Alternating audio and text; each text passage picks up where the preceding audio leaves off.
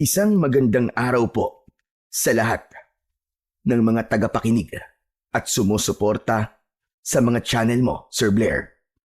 At syempre, sa inyo na rin po. Ang aking ibabahaging kwento ay isang bahagi ng buhay ko na kailanman ay hinding-hindi ko makakalimutan. Sa karanasan ko kasing ito, ay masasabi ko na kadalasan ang kasalanan ng magulang ay nagiging kasalanan na rin ng anak. At may mga tao talaga na ginagawang katatawanan ang buhay ng iba na para para sa kanila ay isa yung nakakaaliw na gawain. Tawagin niyo na lamang po ako sa pangalang Emilio. At ito ang aking kwento. Ang tatay ko na si Donato na lamang ang kasama ko sa buhay. Binatilyo pa lamang ako nang mamatay ang nanay ko dahil sa isang misteryosong sakit. Wala kaming pera ng panahon na yon, kaya hindi namin siya nadala sa ospital.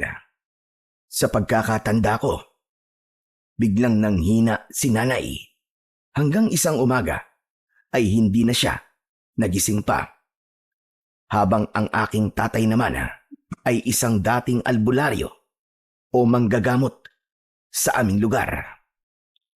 Ngunit dumating ang panahon na tila nawala ang kakayahan niya sa panggagamot sa hindi malamang dahilan. Nagsimula na siyang pumalpak sa kanyang panggagamot. Yun ang naging dahilan para pagtawanan siya ng mga tao. Meron ding ibang nagalit sa kanya dahil hindi niya nagawang pagalingin ang mga nagpagamot sa kanya noon. Mas lalong naging matindi ang pagiging katatawanan ni tatay nang nagkasakit si nanay. Sinabi ng mga tao na kahit pala isang manggagamot si tatay ay hindi niya kayang pagalingin ang sarili niyang asawa. At simula noon ay tumigil na si tatay sa pagiging manggagamot niya. Isang hapon, matapos naming magtrabaho sa taniman ng palay, ay magkasama kaming nagtungo ni tatay sa sementeryo upang dalawin ang puntod ni nanay. Nagtirik kami ng kandila sa libingan ni nanay at nag-alay ng maikling panalangin. Nakakamiss po si nanay, no? Nung buhay pa po siya, palaging masarap ang ulam natin. Sa tingin niyo po, tay, hindi po kaya ganito ang buhay natin kung buhay pa siya? Hindi ko lang alam. Alam kong hindi magandang pakinggan ang sasabihin ko. Pero minsan naiisip ko na mas mabuti na hindi na natin kasama ngayon ang nanay mo. Kilala mo siya. Malambot ang kanyang puso. Baka damdamin niya ng gusto ang mga sinasabi ng mga tao sa atin. Sa bagay, tama po kayo. Pero, syempre po, iba pa rin po nung kasama po natin si nanay. Ay, oo nga pala tay, naalala ko. Itutuloy ko na po ang pagiging manggagamot. Nagsimula na po akong mag-ikot sa iba't ibang baryo at doon po ako nanggagamot.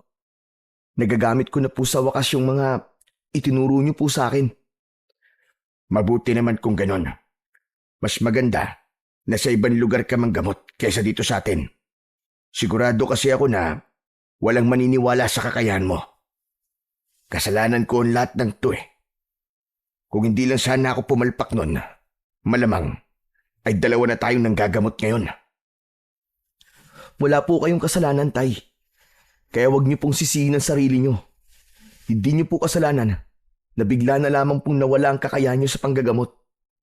Pero tay, hindi niyo po ba talaga alam kung bakit po nangyari yon? Hindi talaga anak eh. Hanggang ngayon nga, ay isa pa rin yung malaking palaisipan sa akin. Ilang taon nang nakalipas simula nang nangyari yon.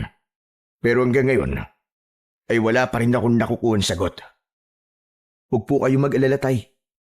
Kasi ako po ang magpapatuloy ng ginagawa niyo dati. Ipapakita ko po sa mga tao sa baryo natin na hindi tayo palpak ng mga manggagamot. Huwag mo nang gustuin na makilala dito sa lugar natin dahil hindi na nila makakalimutan ang hindi magandang impresyon na iniwan ko sa kanila. Pero ako, Tay, naniniwala po ako na darating po ang panahon na hindi na tayo pagtatawanan ng mga tao. Nababalik yung tiwala nila sa atin, lalo na po sa inyo, Tay. Pagdating po sa panggagamot. Hindi na ako umaasa na mangyayari pa yan, anak. Sanay na rin ako sa hindi magandang pakikitungo ng mga tao sa atin. Para sa akin, ay normal na ang ganung bagay. Nalungkot ako sa sinabing yun ni Tatay. Malinaw kasi na tuluyan niya ng tinanggap na ginagawa kaming katatawanan ng mga tao. Pero kung ako ang tatanungin, ayokong habang buhay na pinagtatawanan kami. Gusto kong muli kaming makabangon. Kaya nga, sinadya ko talagang pag-aralan ang pagiging manggagamot. Nang panahon na yon, sa ibang baryo ko muna ginagawa ang panggagamot dahil walang nakakakilala sa akin. Kung sa lugar namin kasi ako manggagamot, sigurado ako na walang magpapagamot sa akin dahil nakatatak sa utak nila na palpak ang tatay ko. Kaya naman, ganun din ako. Makalipas ang ilang minuto, ay umalis na kami ni Tatay sa sementeryo. Palubog na ang araw ng sandaling yon. Napakaganda ng kalangitan dahil kulay kahilyon. Habang naglalakad kami sa gilid ng daan, ay nagulat kami nang may narinig kaming lalaking sumisigaw mula sa likuran. Hoy! Tumabi kayo! Dadaan ako! Paglingon ko, ay nanlaki ang aking mga mata. Nakita ko si Jinggoy na sakay ng bisikleta at mabilis ang kanyang pag-andar. Alam kong huli na para umiwas. Kaya itinulak ko si Tatay. Ako lang ang nabangga ni Jinggoy at napaupo ako sa lupa habang si Jinggoy at ang kanyang bisikleta ay hindi man lang natinag. Agad naman akong tumayo para tulungan ang tatay ko na makatayo. Tay, ayos lang po ba kayo? Ayos lang ako. Maraming salamat, anak. Anak ng teteng, bakit pa kasi bagal-bagal yung maglakad na mag-ama ha? Para kayo naglalakad sa ilalim ng buwan Ikaw, bakit ang bilis mo magpatakbo? Sira ba ang tiyan mo at nagmamadali kang makapunta sa banyo? Hoy, anak ng palpak na manggagamot. Hindi ko gusto ang tabas na dila mo Ako naman, hindi ko gusto ang tabas ng pagmumukha mo. Abat, loko ka. Ano ba gusto mo Away? Sige, pagbibigyan kita. Umuusok ang ilong sa galit na bumaba si Jinggoy sa kanyang bisikleta. Susugurin niya sana ako pero agad na pumagitna si Tatay sa aming dalawa. Tama na yan, tama na yan. Hindi nyo kailangan mag-away. Yung anak mo pagsabihan mo. Napakatalim na dila. Kaya dapat lang na pinapadugo ang bunganga niyan gamit ang kamao. Di subukan mo kung kaya mo. Baka pag yung nguso mo ang napaputok ko ay magsumbong ka naman sa tatay mo. Duwag! Sino duwag Sino? Sinabi ng tama na Jinggoy, ako nang humihingi ng pasensya sa'yo. Tay, huwag ka mag-sorry sa mokong na yan. Wala tayong kasalanan sa kanya. Siyang may kasalanan sa atin kasi binangga niya tayo ng bulok niyang bisikleta. Mga biging ba kayo? Hindi niyo ba narinig yung sigaw ko? Narinig namin yung sigaw mo. Pero sumigaw ka, malapit ka na sa amin. Sa tingin mo ba, makakaiwas ka agad kami sa'yo? Talaga nagdadaylang ka pa para palabasin na ako may kasalanan Ikaw naman talaga Wala nang iba. Sinabi ng tama na Tama na! Magsasalita pa sana ako nang nakita kong bumakas ang sakit sa muka ni tatay. Napahawak siya sa dibdib niya. May pag-aalala kong hinawakan ang braso niya habang hinahaplos ko ang likod niya. Tay? Tay, ano po nangyayari sa inyo, Tay? Hindi ko alam. Biglang sumakit ang dibdib ko. Halika na, Emilio. Umuwi na lang tayo. Jinggoy, pasensya ka na talaga. Sa susunod ay mag-iingat na kami. Yan! Ganyan nga! Kayo ang humingi ng tawad sa akin! Muling sumakay si Jinggoy sa bisikleta niya at mabilis siyang umandar papalayo. Matalim ang mga matang sinundan ko siya ng tingin. Noon pa man ay mainit na ang dugo sa akin ni Jinggoy. Nung nag-aaral kasi kami ay palagi kaming magkaklase at hindi ko alam kung bakit siya nakikipagkompetensya sa akin. Palagi kasing mas mataas ang grado ko sa kanya. Palagi din niya akong ginagawang katatawanan sa school at tinatawag niya akong anak ng palpak na manggagamot. Si Jinggoy ang pangunahing dahilan kung bakit hindi naging maganda ang karanasan ko sa eskwelahan mula elementarya hanggang high school. Inalalayan ko si tatay sa paglalakad dahil ramdam ko ang matinding sakit na nararamdaman niya. Nang nakarating na kami sa aming bahay, ay pinaupo ko siya at pinainom ng tubig. Kumusta na po ang pakiramdam niyo, Tay? Medyo masakit pa rin ang dibdib ko, anak. Pero hindi na ako nahihirapang huminga. Ano po kaya, Tay, kung magpunta na po tayo ngayon sa ospital? Ano namang ibabayad natin sa doktor, anak? Hindi mo na ako kailangan dalhin pa sa ospital. Magpapahinga lang ako sandali at sigurado ako na mamaya ay bubuti na ang pakiramdam ko. Pwede naman po siguro tayong humingi ng tulong kay Kapitan, Tay. Malay nyo, bigyan niya po tayo ng pera para ho sa pagpapacheck up nyo. Sa tingin mo ba ay tutulungan niya tayo matapos mong awayin ang anak niya si Jinggoy? Malamang sa oras na ito ay nakapagsumbong na si Jinggoy sa tatay niya. Pero hindi ba dapat labas ang away namin ni Jinggoy sa bagay na yun, Tay? Parang hindi mo naman kilala si Kapitan, anak. Para sa kanya, palaging tama ang anak niya. Kaya nga malakas ang loob ni Jinggoy na gumawa ng mga kalokohan dahil alam niya na palagi siyang sasaluhin ng kanyang tatay. Kaya nga nagalit ako sa iyo kanina. Nagsinagot mo si Jinggoy. Mas lalo lang nila tayong pagtatawanan at pag-iinitan. Nag-aalala lang naman po ako sa inyo, Tay. Di ko po kayang walang gawin kapag kayo na po nasaktan. Kahit na wala tayo sa posisyon para sumagot sa kahit na sino sa lugar na ito. Kaya sa susunod, Emilio, anak, kapag naulit ang ganung pangyayari, ay ikaw na lang ang umiwas o kaya ang magpakumbaba.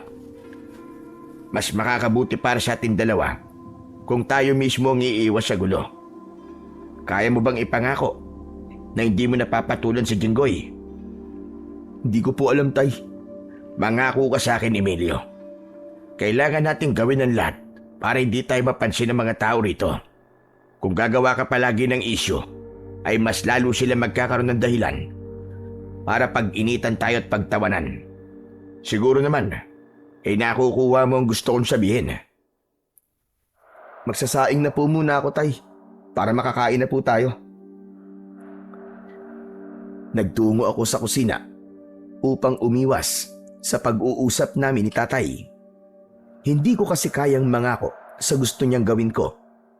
Hindi ako ang klase ng tao na walang gagawin kapag alam kong mali ang ginagawa ng isang tao sa akin. Wala akong pakialam kung patuloy kaming pagtawanan o pagkaitan kami ng tulong ng kapitan dahil anak nito si Jinggoy. Para sa akin, hindi kami dapat pumayag ni tatay na tinatapak-tapakan kami ng lahat. Naniniwala ako na darating ang panahon na mababago ang tingin ng mga tao sa aming dalawa. Ngunit hindi ko masyadong inisip ang nangyari kanina sa amin ni Jinggoy. Mas inisip ko ang biglang pagsakit ng dibdib ni tatay. Habang abala ko sa ginagawa ko sa kusina, ay panay ang sulyap ko sa kanya. Hindi ako mapakali dahil pakiramdam ko ay hindi yun simpleng pagsakit lamang ng dibdib. Ngunit isa yon sa mahirap, sa pagiging mahirap. Wala akong kakayahan na dalhin kagad sa ospital ang tatay ko dahil kapos kami sa pera. Kinabukasan ng umaga, bago kami nagpunta ni tatay sa taniman ng palay para magtrabaho, ay lumapit ako sa kanya. Nagtaka siya nang kunin ko ang kanyang kamay at dinama ko ang pulso niya. Anong ginagawa mo? Inaalam ko lang po kung anong sakit nyo. Huwag po kayo masyadong magalaw kasi papakiramdaman ko ang pulso nyo. Marunong ka na ba talagang pumulso para malaman ang sakit ng isang tao? Hindi pa po masyado, tay. Sa lahat po ng itinuro nyo sa akin, dito po ako pinaka nahihirapan eh. O sige nga, tignan natin kung marunong ka na niyan. O ano? Anong nararamdaman mo sa pulso ko? Parang may mali po eh. Sa palagay ko po meron po kayong sakit. Anong sakit ko? Hindi ko po malaman kung ano eh. Sa tingin ko, ay hindi ka pa nga biyasa sa pagpulso. Yan ang dapat na pag-aralan pa natin sa susunod. Dahil importante ang bagay na yan. Mas madali mo magagamot ang may sakit kung malalaman mo kagad kung ano ba talaga ang karamdaman niya. Tama po kayo, tay. Pero sigurado po ako na meron kayong karamdaman kasi mahina po ang pulso nyo. Hindi po magandang magtrabaho po kayo ngayon. Hindi pwedeng hindi ako magtrabaho. Sayang ang isang araw na sahod. Ang mabuti pa ay umalis na tayo. Naglakad na si tatay palabas ng bahay.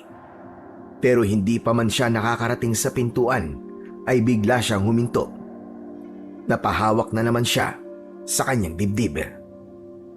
Nag-aalala ko siyang nilapitan. Baka sa mukha niya ang labis na sakit. Ayun na nga po ang sinasabi ko, tay eh. Sumasakit na naman po ang dibdib nyo. Kaya ko to. Wala kang dapat na ipag-alala. Tay, hindi po pwedeng hindi ako mag-alala sa inyo. Pangalawang beses na pong nangyari yan sa inyo eh. Baka nga po hindi lang po 2 beses eh. Baka maraming beses na tapos hindi nyo lang po sinasabi sa akin eh. Ang mabuti pa po siguro magpunta na po tayo ngayon sa ospital, tay. Saka na po natin isipin ang pambayad. Mas importante po na malaman natin kung ano pong dahilan kung bakit dumadalas po ang pananakit ng dibdib nyo. Kapag pumunta tayo sa ospital, madadagdagan lamang ang problema natin. Mas mabuti pang hindi na lang natin alam ang sakit ko. Hindi ko naman siguro to ikamamatay. Tay, nag-aalala lang po ako sa inyo. Yung nangyayari po ngayon sa inyo. Naalala ko po yung nangyari nung kay nanay eh. Yung bigla na lang po siyang nagkasakit tapos hindi na po siya nagising isang umaga. Tay, natatakot po ako na baka mangyari din po sa inyo yun eh. Kayo na lang po, meron ako tay. Kaya ayokong pati po kayo ay mawala sa akin. Nangilid ang luha ko habang si tatay ay tumingin sa akin ng diretsyo. Hindi agad siya nagsalita. Umasa ako sa pananahimik niyang yun ay mapagtatanto niya na tama ang aking sinasabi at dapat na naming magpunta sa ospital. Naiintindihan ko nararamdaman mo, Emilio. Pero ako na nagsasabi sa'yo. Ayos lang ako. Kung hindi ko naman kaya, ay magsasabi ako sa'yo. Sa ngayon, hindi ko pa nakikitang may dahilan para dalhin mo ako sa ospital. Sige po, kung ayaw niyo po magpadala sa ospital, mas mabuti pa pong wag na po muna kayo magtrabaho. Dito na lang po muna kayo sa bahay at magpahinga. Ako na lang po muna magtatrabaho ngayon, tay. Ano ba yung sinasabi mo? Napakahalaga ng isang araw ng pagtatrabaho sa ating dalawa. Sayang ang isang araw. Hindi, tay. Mas mahalaga po ang kalusugan nyo. Kung ayaw niyo po na dalhin ko po kayo sa ospital, ay dito na lang po muna kayo sa bahay.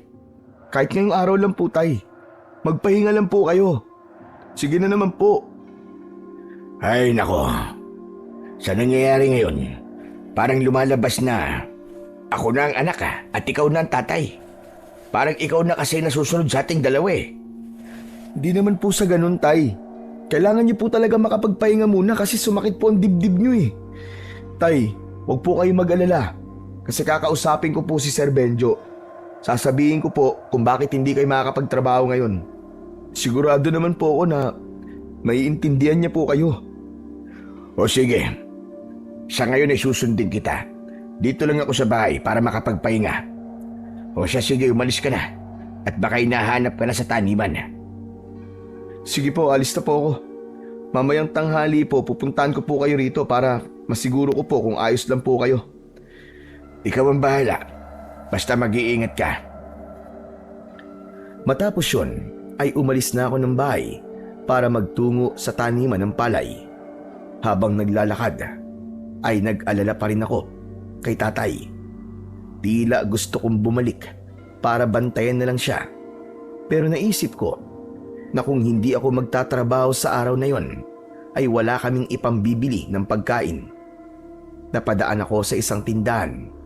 Nakita ko roon si Jinggoy, nakainuman ang mga kaibigan niya. Kinabahan ako ng konti dahil baka pagkatuwaan na naman ako ni Jinggoy, lalo na't lasing siya. Hindi nga ako nagkamali dahil nang dumaan ako at nakita ko ni Jinggoy, ay tinawag niya ako. Uy! Nandito pala yung anak ng palpak na manggagamot. Hoy, Emilio! Tumagay ka nga muna rito. Jinggoy, pasensya na, hindi ako pwedeng uminom. Magtatrabaho pa ako eh. Isang shot lang naman eh. Hindi ka malalasing noon. O eto, shot mo. Hindi ko na sinagot si Jinggoy. Nagpatuloy ako sa paglalakad. Pero hinabol pa rin niya ako. Dala niya ang isang baso ng alak. Ipapahiya mo ba ako sa mga kaibigan ko, ha? Inumin mo na to! Hindi talaga pwede, Jinggoy eh. Baka pauwiin ako ng boss namin kapag amoy alak ako. Eh ano naman? Ayaw mo ba nun? Makakapagpahinga ka? Sa susunod na lang, Jinggoy. Isa pa, hindi ko ugaling uminom ng alak ng ganito kaaga eh. Bakit? Ano ba tingin mo sa mga umiinom ng ganito kaaga, ha? Masasamang tao? Wala akong sinabing ganyan, Jinggoy. Ikaw ang may sabi niyan. Sinabi ko lang na hindi ako umiinom ng ganito kaaga. Hindi! Parang ibang gusto mong iparating eh. Hoy, para sabihin ko sa'yo kahit hindi ka umiinom o magbisyo ng kahit na ano, mababa pa rin ang tingin ng lahat ng tao sa'yo. Ikaw ba naman na maging anak ng palpak na manggagamot eh? Pambihira ka naman, Jinggoy. Wala ka na bang ibang itutukso sa akin kundi yan? Kami ng tatay ko. Nakausad na kami sa bagay na yan. Pero kayo hindi pa. Bakit hindi mo na lang ayusin ang buhay mo? At huwag kang makialam ng buhay ng iba. Ang yabang mo talaga. Ano ba tingin mo sa sarili mo? Mas nakakataas ka sa akin? Talagang hinuhuli mo ang pika ko Itinapo ni Jinggoy ang baso at sa kanya ko sinugod ng isang suntok. Nagawa kong iwasan ang suntok niya. Nawalan siya ng balanse at napasubsob siya sa lupa. Nagtawanan ang mga kainuman niya. Dahil nadala na rin ako ng aking emosyon, ay sinunggaban ko si Jinggoy. Hinawakan ko ang kwelyo ng damit niya. Susuntokin ko sana siya sa muka, pero tumigil ang kamao ko nang malapit na yon sa kanyang muka. Nanginginig ako sa sobrang galit habang si Jinggoy ay bakas sa muka ang takot. Alam mo, Jinggoy, bakit hindi ka nalang magpasalamat na hindi nangyayari sa iyo ang nangyayari sa buhay namin ng tatay ko? Magpasalamat ka dahil hindi mo nararanasan na araw-araw kang tinutukso dahil sa pagkakamali na matagal nang nangyari. Kahit ang totoo, hindi naman talaga yung pagkakamali. Hindi mo alam kung anong hirap ang pinagdadaanan ko araw-araw. Tapos dadagdag ka pa sa pagpapahirap na yon. Ganyang buhay ba talaga ang gusto mo? Ang tapakanan sa tingin mo ay mahina. Ang pagtawanan ang hindi naman dapat pinagtatawanan. At sana balang araw, itong ginagawa mo sa amin ng tatay ko ay maipagmalaki mo sa mga magiging anak mo. Maras kong binitiwan si Jinggoy at saka ako tumayo. Itinaas niya ang dalawa niyang kamay na parang sinasabi niyang hindi na siya lalaban. Napakabilis ng kabog ng dibdib ko nang naglakad ako palayo. Alam kong napuno na talaga ako kay Jinggoy, kaya ko nasabi ang mga yon sa kanya. Ngunit wala akong pagsisising naramdaman dahil alam ko na ang mga sinabi ko ay ang mga salitang dapat marinig ni Jinggoy at ng mga taong ginagawa kaming katatawanan. Nang nakarating ako sa taniman ng palay, ay medyo kalmado na ako. Hinanap ko ang amo namin na si Sir Benjo at sinabi ko sa kanya na hindi makapagtatrabaho si tatay dahil masama ang pakiramdam. Naintindihan naman niya yon. Matapos yon, ay itinuon ko na ang aking atensyon sa mga dapat kong gawin. Pagsapit ng tanghali, ay hindi ko na nagawang makauwi sa bahay gaya ng sinabi ko kay tatay dahil sa dami ng mga kailangan kong gawin. Inisip ko na lang na okay lang si tatay sa bahay at meron naman siyang pagkain doon. Hindi ko namalayan ang paglipas ng oras hanggang sa sinabi na sa amin ni Sir Benjo na pwede na kaming umuwi. Lumapit ako kay Sir Benjo at kinausap ko siya. Bumali ako sa kanya ng sahod at sinabi ko na gagamitin ko yon para magpa-check up si tatay. Madaling kausap si Sir Benjo kaya ibinigay niya sa akin ang perang kailangan ko. Habang naglalakad pa uwi ay masaya ko dahil meron na akong pera para mapatignan si tatay sa doktor. Hindi kasi ako matatahimik hanggat hindi ko alam kung wala ba kaming dapat na ikabahala sa madalas na pagsakit ng dibdib ni tatay. Sigurado ko na wala nang magiging dahilan si tatay para hindi siya magpatingin sa doktor dahil meron na kaming pera. Pagdating sa bahay ay nakabukas ang pinto. Pagpasok ko ay wala roon si tatay. Tay? Tay? Nandiyan po ba kayo sa likod? Wala akong narinig na pagsagot. Inisip ko na baka umalis siya. Ang ipinagtataka ko lang ay kung bakit iniwan niyang nakabukas ang pinto. Napansin ko na wala pala kaming sinaing kaya nagtungo ako sa likod ng bahay para kumuha ng panggatong. Ngunit labis akong nagimbal sa nakita ko sa likod ng bahay. Nakahandusay si tatay sa lupa at tila wala siyang malay. Nagmamadali akong tumakbo palapit sa kanya at tinapik ko ang kanyang muka. Tay! Tay! Gumising po kayo, tay! Tay, ano po nangyari sa inyo? Tay, gising! Tay naman huwag kayo magbibiro ng ganito! Inilapat ko ang tenga ko sa dibdib niya. Mas lalo akong kinabahan dahil wala na akong naririnig na pagtibok ng puso. Nang pulsuan ko siya, ay wala na rin siyang pulso. Doon na bumuhos ang mga luha ko. Pero hindi pa rin ako nawalan ng pag-asa. Binuhat ko si tatay at tumakbo ako papunta sa gitna ng kalsada. Pinagtinginan ako ng mga tao. Parang awa niyo na! Tulungan niyo ako! Kailangan madala si tatay sa ospital. Nakikiusap ako sa inyo! Ngunit walang lumapit sa akin ni isa para tulungan ako. At nagbulungan lang sila. Nang sandaling yon, ay hindi ko na talaga alam ang gagawin ko. Napakalayo ng ospital sa amin at kailangan namin ng masasakyan. Alam ko na may ilan sa mga tao sa amin ang may tricycle. Pero yun nga, kahit isa, ay walang tumulong sa amin.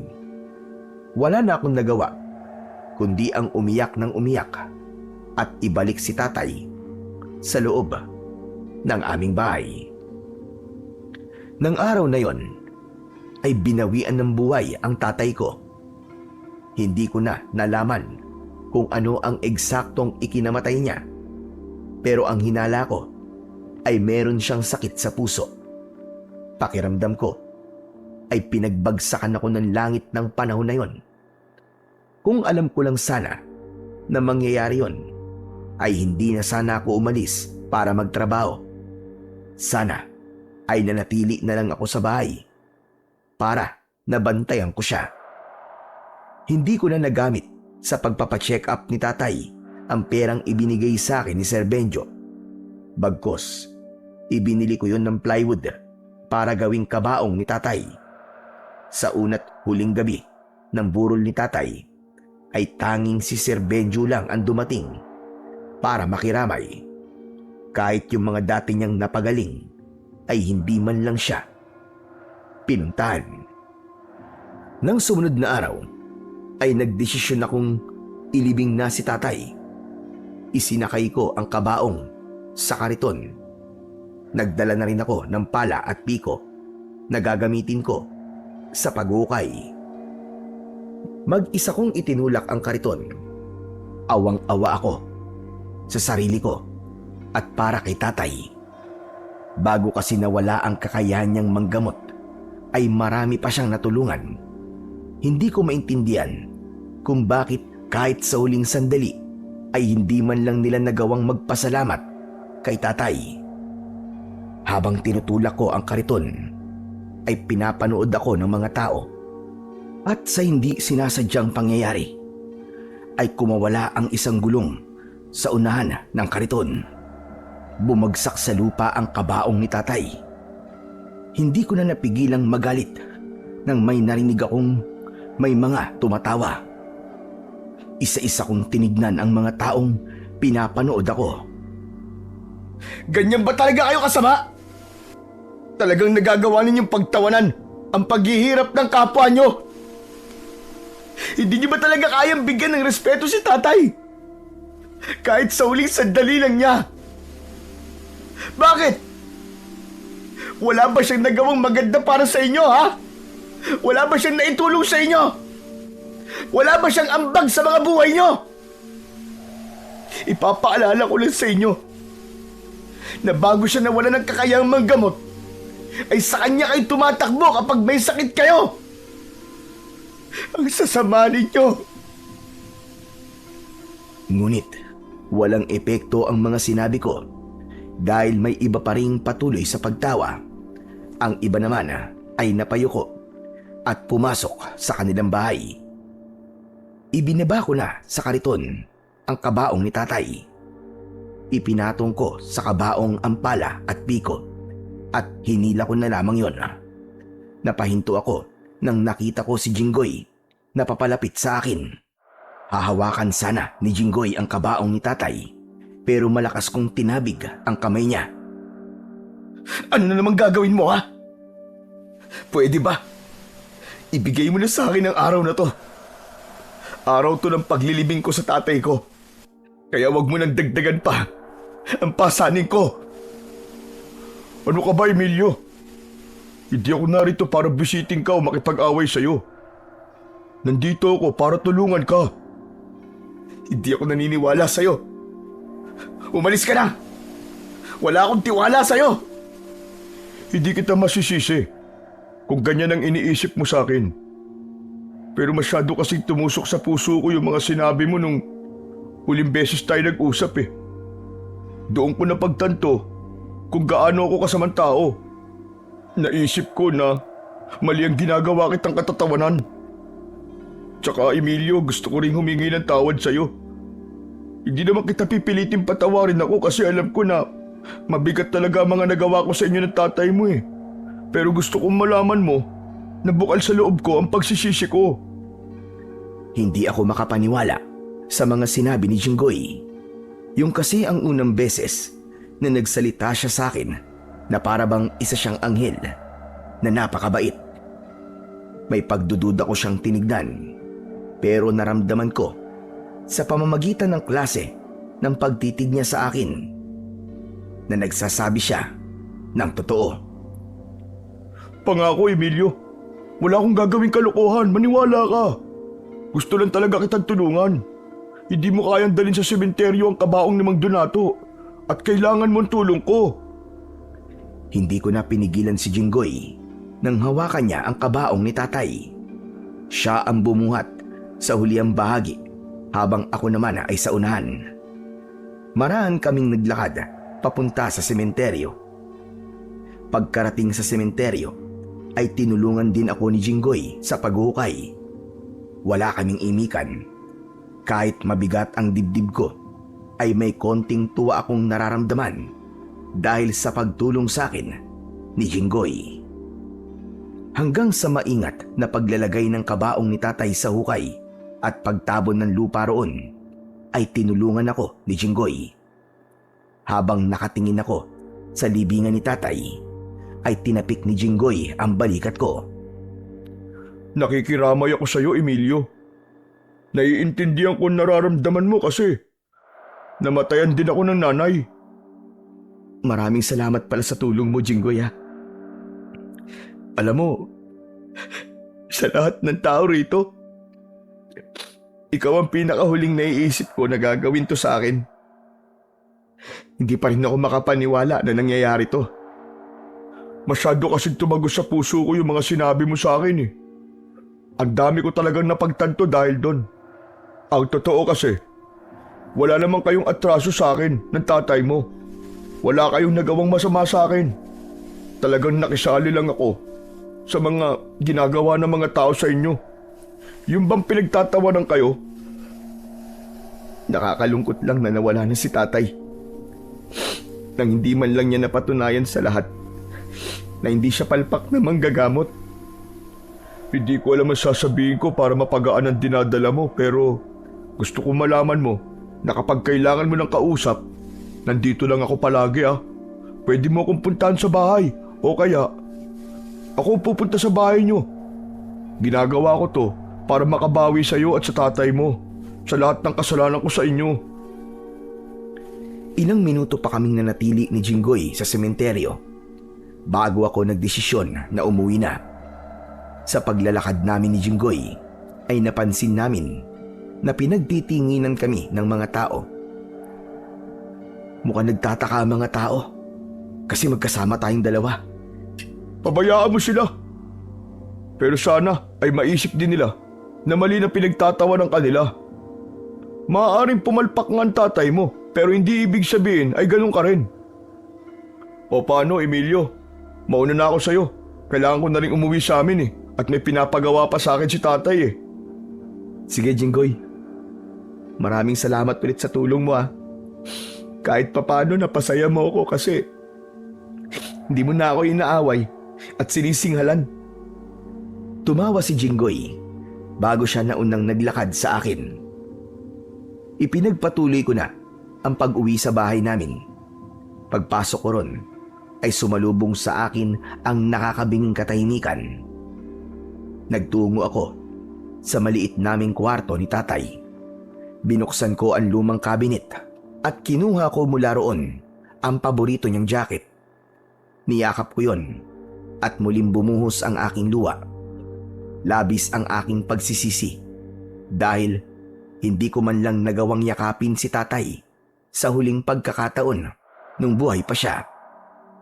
Doon ko napagtanto na totoo ang kasabihan na habang kasama mo pa ang mahal mo sa buhay, ay iparamdam at ipakita mo sa kanila kung gaano sila kahalaga sa iyo. Bilang anak, pakiramdam ko tuloy ay napakalaki ng aking pagkukulang sa tatay ko. Nakatulugan ko na ang pag-iyak. Nakahiga ako sa papag habang yakap pa rin ang jacket ni tatay. Nang nagising ako ay gabi na. Madilim na ang buong kwarto. Ngunit nagtaka ko dahil nakasindi ang gasera sa may sala.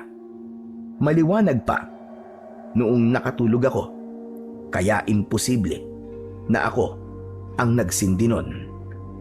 Ang unang pumasok sa isip ko ay merong ibang tao sa bahay.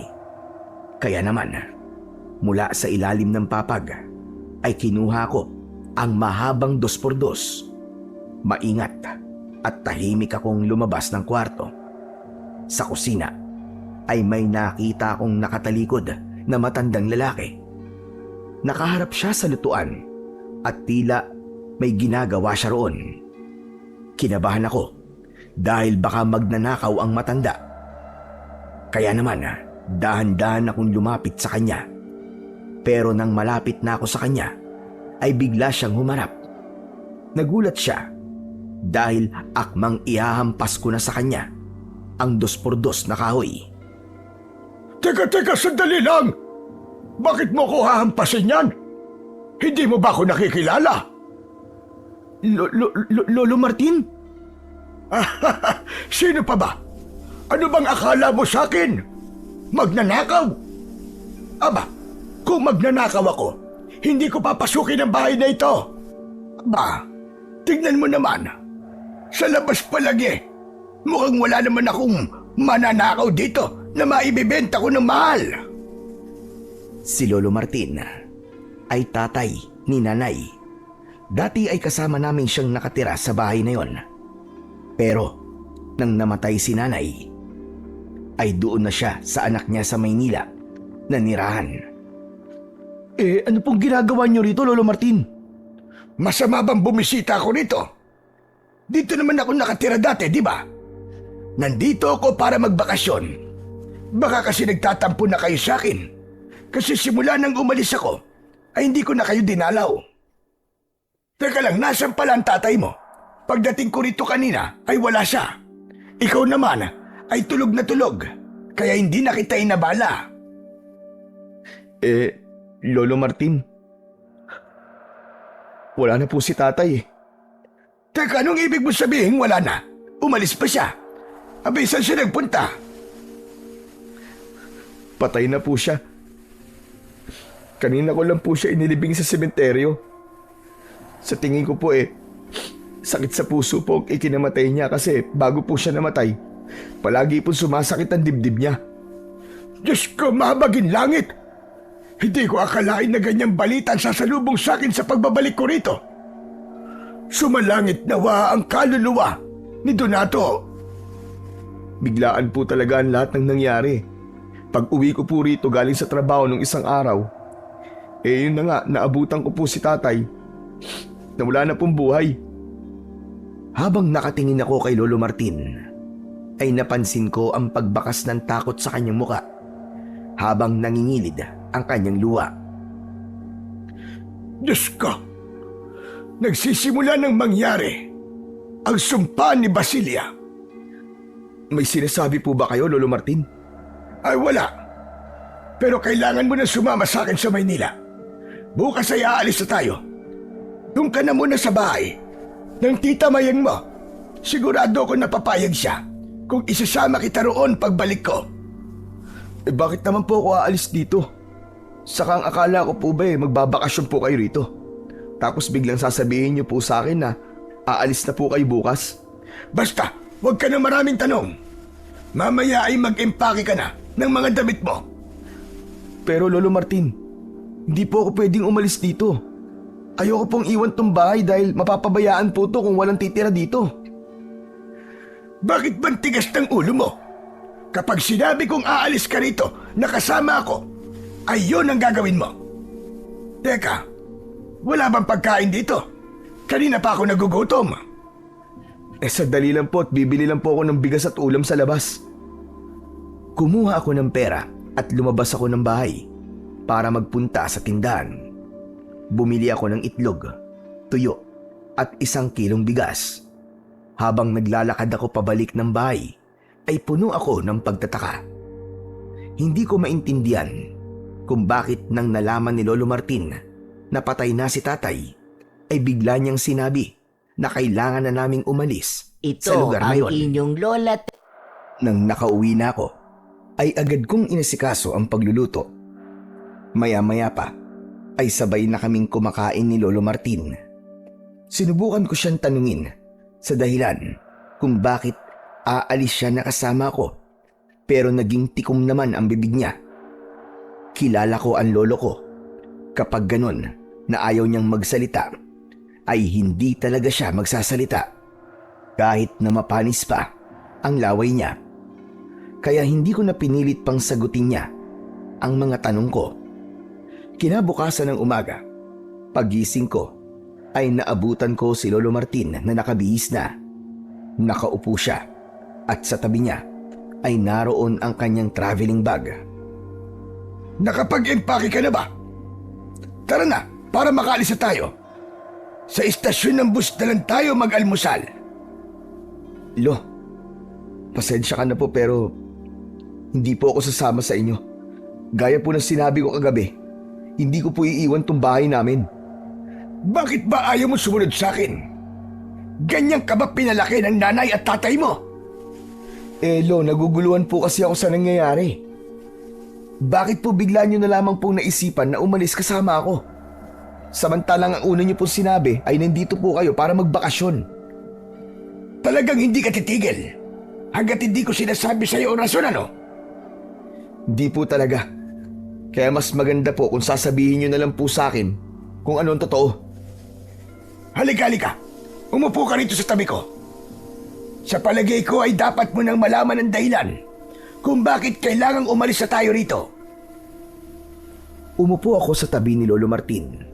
Seryoso ang mukha niya habang nakatingin sa akin. Kahit wala pang sinasabi si Lolo, ay kinabahan na kagad ako. Isinumpa ng isang aswang na mangkukulam ang baryong ito, Emilio. Ang pangalan niya ay Basilia. Napakalaki ng kasalanan ng buong baryong ito kay Basilia. Bakit po? Ano po bang ginawa ng mga tao rito kay Basilia? Nangyari ang lahat ng yon nung sanggol ka pa lamang. Kaya hindi mo ito alam. Si Basilia ay isang matandang babae na naninirahan malapit sa gubat. Tahimik siya at mag-isa na siya sa buhay. Alam ng lahat na isa siyang mangkukulam, kaya ilagang marami sa kanya. Hanggang natuklasan ng mga tao ang isa pang pagkatao ni Basilia. May mga nakakita na naging aswang si Basilia. At isang gabi, sumakto pa na may iba pang aswang ang sumalakay dito noon. Ang nangyari tuloy, pinagbintangan ng mga tao na si Basilia ang may kagagawan ng pagsalakay na yon. At ang tatay mo, si Donato, siya ang nanguna sa pagtugis kay Basilia. Nagkaisa ang lahat para pagbayarin si Basilia sa kasalanang hindi naman siya ang may kagagawan. Sinunog nila ang bahay ni Basilia isang gabi habang naroon siya sa loob. Pero kinabukasan, nang halugugin nila ang sunog na bahay ni Basilia, ay hindi nila nakita ang katawan nito. Ano pong nangyari kay Basilia? Buhay pa po ba siya? Isang gabi, nagising kaming lahat nang marinig namin ang galit na pagsigaw ni Basilia. Isinumpa niya ang baryong ito. Aniya, darating ang araw na makakaranas ng matinding paghihirap ang baryong ito at papatayin niya ang lahat ng nakatira rito. Ang sabi ni Basilia, ang senyales na magsisimula ng kanyang sumpa ay ang kamatayan ng iyong ama. Marahil, ayun ang senyales na itinakda niya dahil ang tatay mo nga ang nanguna sa pagtugis sa kanya. Kumbaga malaki talaga ang galit ni Basilia kay Donato. At ang sabi pa niya, ang tanging makapuputol sa sumpang yon ay ang kamatayan lamang ni Basilia. Nung una, natakot ang mga tao sa sumpang yon. Pero dahil napakatagal na panahon na nangyari yon, inisip siguro nila na walang katotohanan ng sumpang yon. Siguro nga ay nakalimutan na nila yon. Pero ako, hindi ko yon makakalimutan. Kinilabutan ako ng gusto sa mga sinabi ni Lolo Martin. Hindi agad ako nakapagsalita. Ilang segundo akong nakatulala. Hindi ko alam kung ano ang sasabihin ko. Kaya gusto kong umalis na tayo rito ay dahil magsisimula na ang sumpa ni Basilia. Magsisimula na ang paniningil niya sa kasalanan sa kanya ng mga tao na narito. At hindi natin alam ang mga hindi magagandang mangyayari. Kaya mas makabubuti, Emilio, na umalis na lang tayo rito. Hindi po ako sasama sa inyo, Lo. Ano ba sinasabi mo? Akala ko pa kapag sinabi ko na sa'yo ang dahilan kung bakit kailangan nating umalis dito ay sasama ka na sa akin. Wala po akong sinabing ganun, Lo. Sa mga nalaman ko, mas lalo po akong nagkaroon ng dahilan para manatili rito. Nababaliw ka na ba? O hindi mo naiintindihan ang mga sinasabi ko?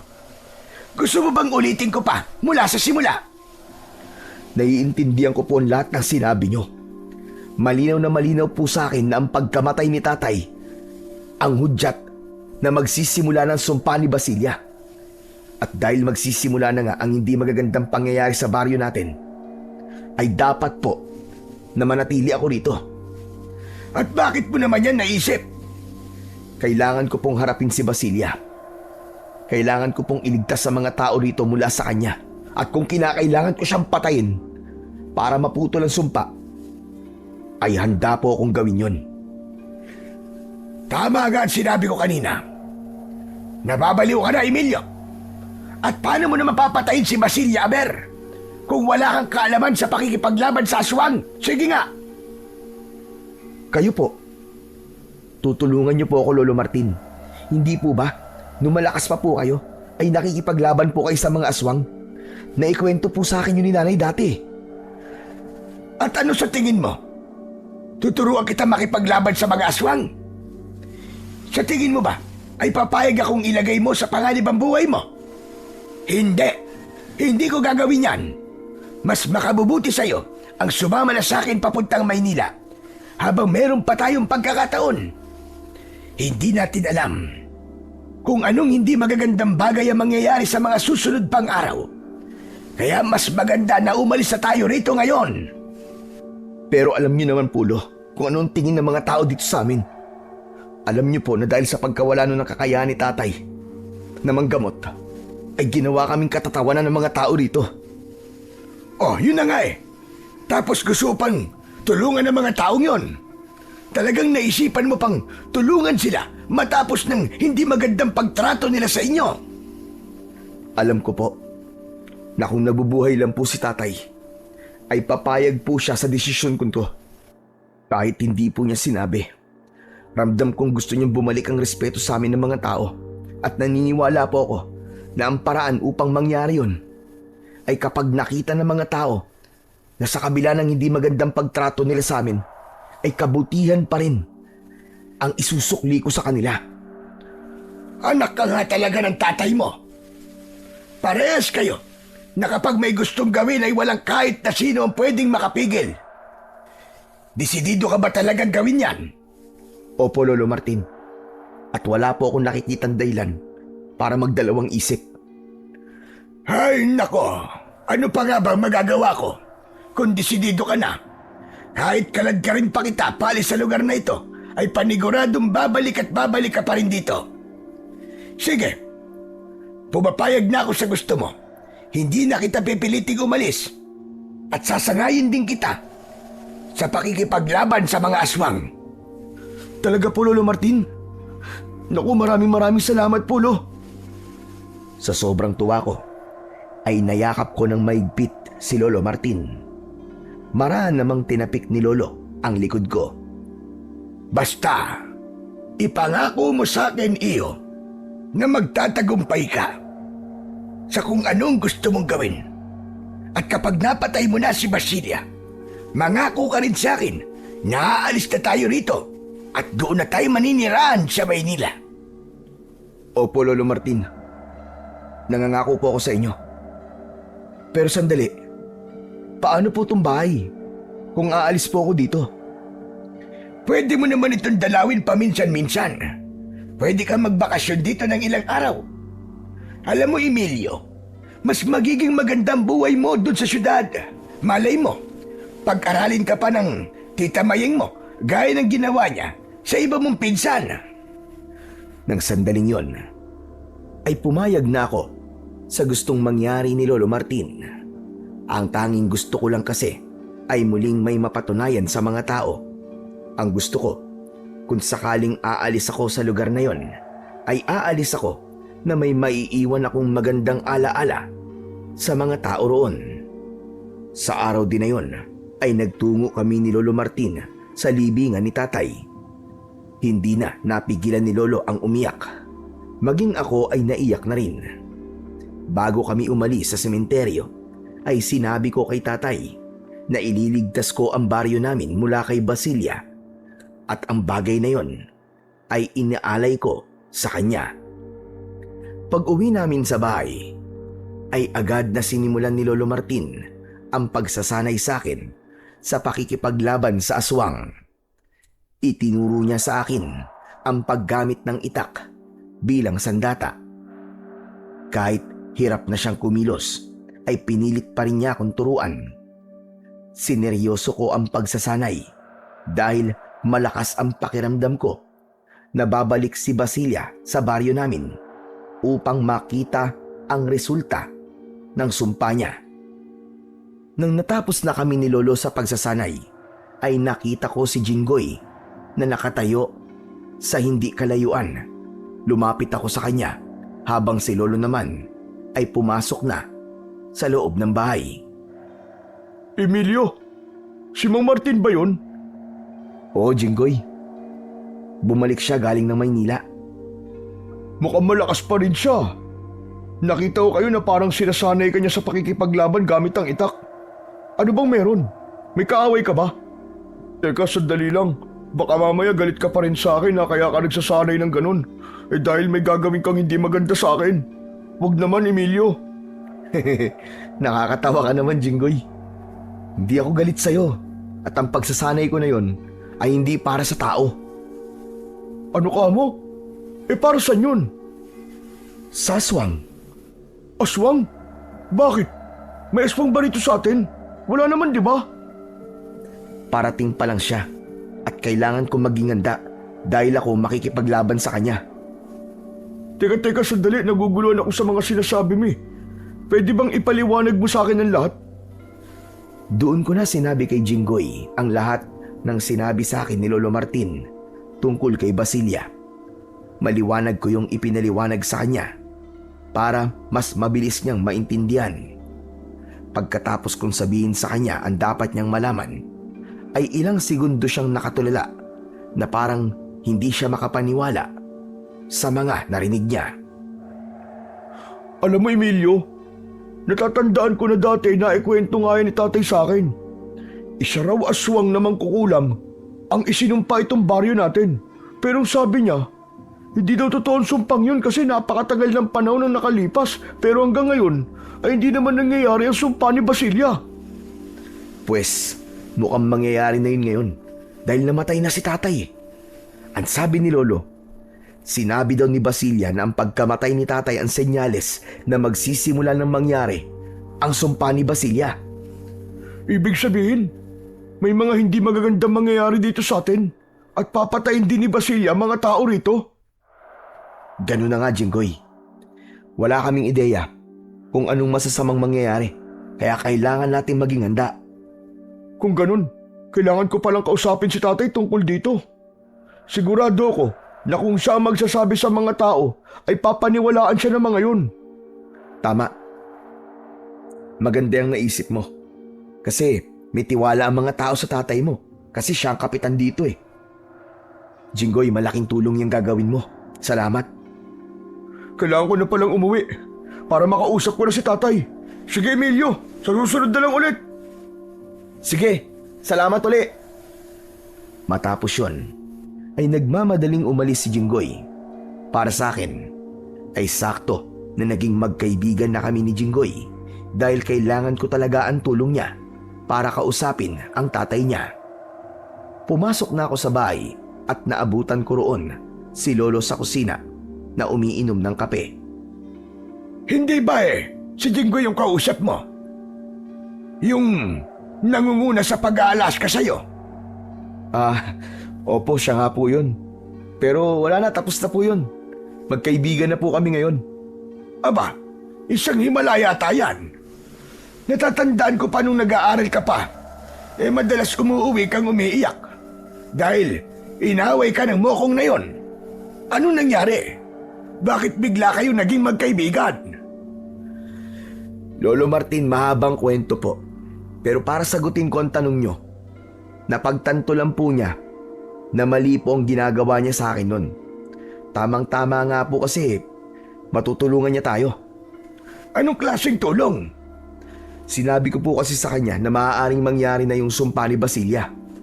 Kakausapin po niya ang tatay niya tungkol doon para masabihan po ang mga tao. Kapitan po kasi rito ang tatay niya at sigurado ako na mas makikinig sa kanya ang mga tao. Maganda nga yung naisip nyo. Mas maganda kung magiging handa ang mga tao, lalo na't hindi natin alam kung ano ang mga mangyayari sa susunod pang mga araw. Kahit wala akong ideya kung anong klaseng sumpa ang dadapo sa baryo namin, ay hindi ko pa rin maiwasang kabahan. Ngunit mas lalo kong kinabahan nang mapagtanto ko na kailangan kong patayin si Basilia upang mawala ang sumpa. Hindi ko kasi alam kung gaano siya kalakas at kung kaya ko ba siyang talunin, lalo na't wala naman akong karanasan sa pakikipaglaban sa aswang. Kinabukasan ay itinuloy namin ni Lolo Martin ang pagsasanay. Kahit paano ay nakuha ko na kagad ang mga itinuro niya sa akin. Pinuri pa nga niya ako kasi napakabilis kong matuto. Sa gitna ng aming pagsasanay ay dumating si Jinggoy. Huminto muna kami ni Lolo para kausapin siya sa loob ng aming bahay. Nasabi sa akin ni Emilio, nakakausapin mo ang tatay mo tungkol sa sumpa ni Basilia. Nakausap mo na ba siya, ha, Jinggoy? Opo. Kahapon ko pa po nasabi sa kanya. Ano daw ang plano ng tatay mo? Kakausapin na ba niya ang mga tao na maganda? Hindi po siya naniniwala sa inyo eh. At sabi pa nga po niya, ay wag akong maniwala sa mga sinabi sa akin ni Emilio. Nananakot lang daw po kayo eh. Ano ka mo? Anong nananakot? Ano bang klaseng kapitan ng tatay mo? Hindi ba dapat na prioridad niya ay ang kaligtasan na nasasakupan niya? Lolo, uminahon lang po kayo. Baka mamaya niyan atakihin po kayo sa puso eh. Hindi mangyayari yan. Dahil walang problema ang puso ko. Wala akong sakit. Pero ako, naniniwala po ako sa inyo. Natatakot na nga po ako ngayon eh. Kasi parang iba na po ang pakiramdam ko sa lugar natin ngayon. Para bang ang bigat na sa pakiramdam ng hangin. Yung bang parang may kung anong paparating na hindi maganda. Pasensya na rin po kung hindi ko nakumbinsi si tatay na maniwala sa atin. Hindi mo kailangan humingi ng pasensya, Jinggoy. Malaking bagay na para sa amin ni Lolo na naniniwala ka sa amin. Isa pa, hindi rin ako nagtaka na hindi naniwala si Kapitan. Dahil ang impormasyon na sinabi mo sa kanya ay nanggaling sa akin. Wala naman siyang tiwala sa akin, di ba? Emilio, ano kaya kung tayo na lang ang magsabi sa mga tao? Tutulungan ko kayo, kahit pa magalit sa akin si tatay. Wala na tayong magagawa, kundi ang gawin ang sinabi mo, Jinggoy. Pero, papaniwalaan po kaya tayo ng mga tao? Hindi ko rin alam. Pero ang importante lang naman ay masabihan natin sila. Kung hindi sila maniwala, ay nasa sa kanila na yon. At mas maganda kung gagawin natin yan sa lalong madaling panahon. Ngayon na po natin gawin. Meron pong megaphone sa bahay na ginamit na ni tatay sa pangangampanya. Pwede po natin gamitin yon para mas marinig po tayo ng mga tao. Kung gusto nyo, kukunin ko na po yun ngayon eh. O sige, kunin mo na yung sinabi mo megaphone para makapag-ikot na tayong tatlo. Nagmamadaling umalis si Jinggoy para umuwi sa kanila. Habang naghihintay kami ni Lolo sa pagbabalik ni Jinggoy, ay may kabakong naramdaman. Hindi ko kasi alam kung papaniwalaan ba kami ng mga tao. Pero kailangan naming gawin yon para kahit paano ay may ideya ang mga tao sa kung ano ang pwede nilang asahan na mangyayari sa mga susunod na araw. Hindi nagtagal ay bumalik si Jinggoy na may dalang megaphone. Kahit walang kasiguraduhan kung may maniniwala sa amin, ay itinuloy pa rin namin ang aming plano. Nag-ikot kami sa baryo habang nagsasalita si Lolo Martin gamit ang megaphone. Paulit-ulit niyang sinabi na kailangan maghanda ng lahat dahil mangyayari na ang sumpa ni Basilia. Pinag-ingat din niya ang mga tao sa posibilidad na pagsalakay ni Basilia. Halos lahat ng taong nakakita sa amin ay pinagtatawanan kami.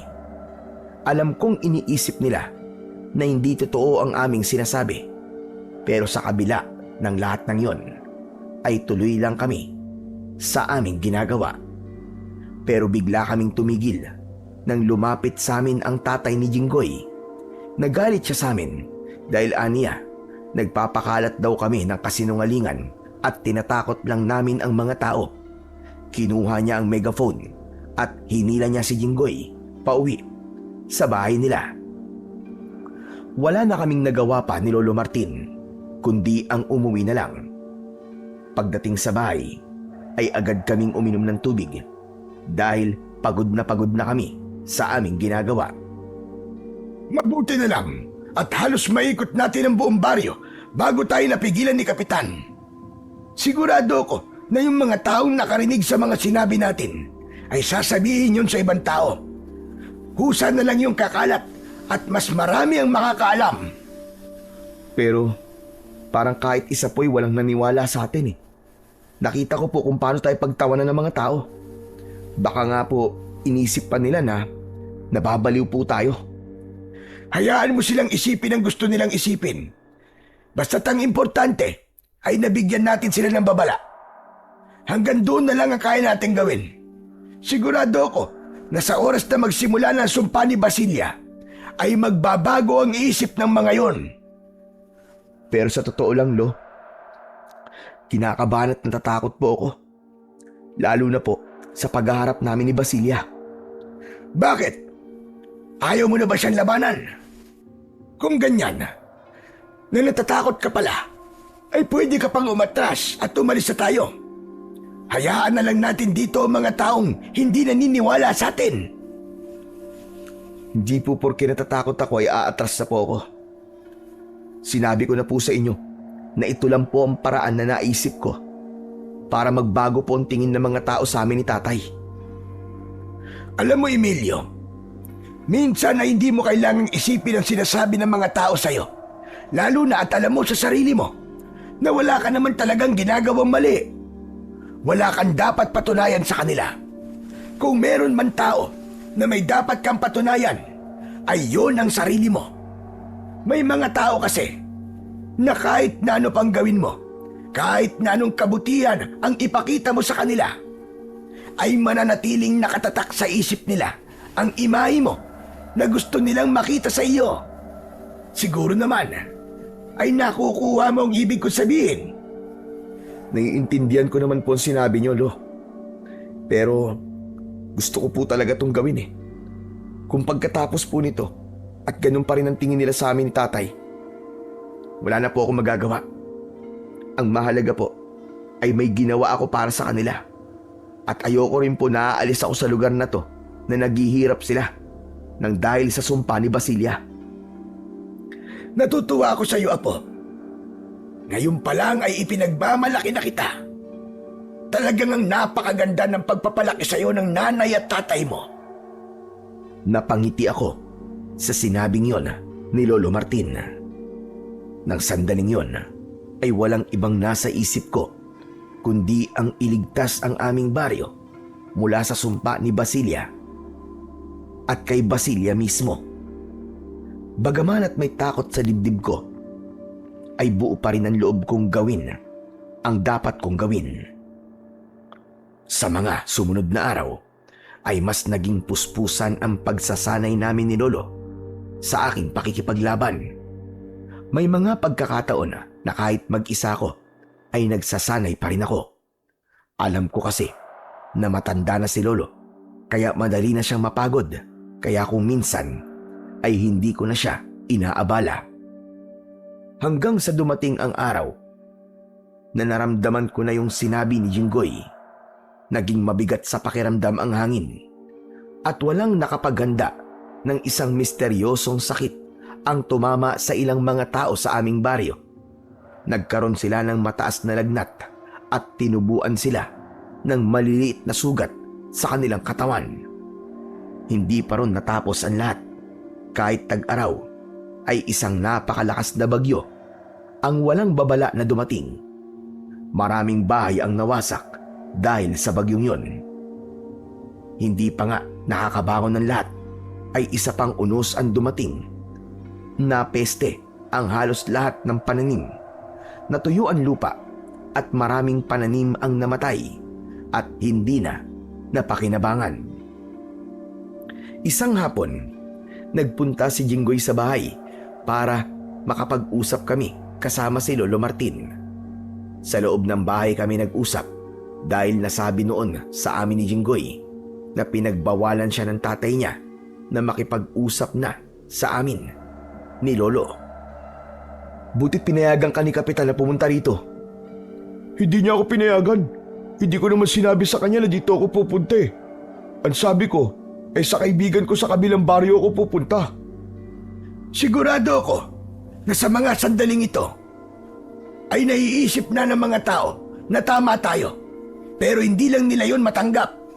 Sa tingin ko'y tama po kayo, Mang Martin. Narinig ko po kasi na nagkukumpulan yung mga tao nung isang araw. Pinag-uusapan po nila yung sunod-sunod na nangyayari dito sa baryo natin. Yung pagkalat ng sakit, yung bagyo, tapos ngayon naman po yung pagkapeste po ng mga pananim. Talagang matindi pala ang sumpa ni Basilia. Hindi ko inaasahan na ganito ang mangyayari sa lugar na ito. Gusto niyang pahirapan ang mga tao rito ng gusto.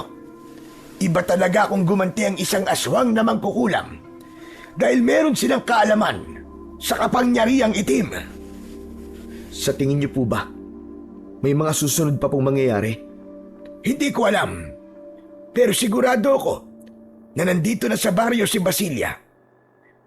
Sigurado ako na nakikita niya ang paghihirap ng mga tao rito ngayon at kung nasan man siya ay paniguradong napakasaya niya dahil nangyayari na ang kanyang sumpa. Kung ganun, ay kailangan ko na pong simulan ng paghahanap kay Basilia para mapatay ko na po siya. Hindi po ba, hanggat buhay po siya, ay hindi matatapos ang pagkalat ng sakit dito sa ating baryo at patuloy na pepestehin ang mga pananim. Hindi rin po tayo sigurado kung baka sa mga susunod na araw ay may dumating na namang bagyo. Kaya't dapat na siyang mamatay. Tama ka, Apo. Pero handa ka na bang makaharap si Basilia? Oo naman po, Lolo Martin. Medyo matagal-tagal na rin po tayo nagsasanay. At sa tingin ko po, ay natutunan ko na sa inyo ang mga dapat kong matutunan. Mabuti kung ganon. Kung hindi nga lang mahina ang katawan ko, ay tutulungan kita sa pakikipaglaban mo. Ako rin. Suntukan lang kasi ang alam ko. Pero kapag aswang na, hindi ko kaya yun. Ayos lang. Kaya nga ako nagsanay eh. Para kapag naglaban kami ni Basilia, ay alam ko na kaya ko siyang talunin. Pero sa totoo lang, naaawa talaga ako sa mga taong may sakit dito sa atin eh. Lalo na sa mga bata at matatanda. Kaya nga, wala naman tayong magagawa pagdating sa bagay na yon. Ako po meron. Nung umalis po kayo rito ay tinuruan po ako ni tatay sa panggagamot. Nung nakaraang buwan po, ay nagsimula na akong maggamot sa ibang lugar. Hindi ko po kasi magawa yun dito kasi wala pong tiwala sa akin ng mga tao eh. Pero sa tingin ko, sa kalagayan ng mga taong may sakit dito, ay wala na silang magagawa kundi ang magpagamot sa akin.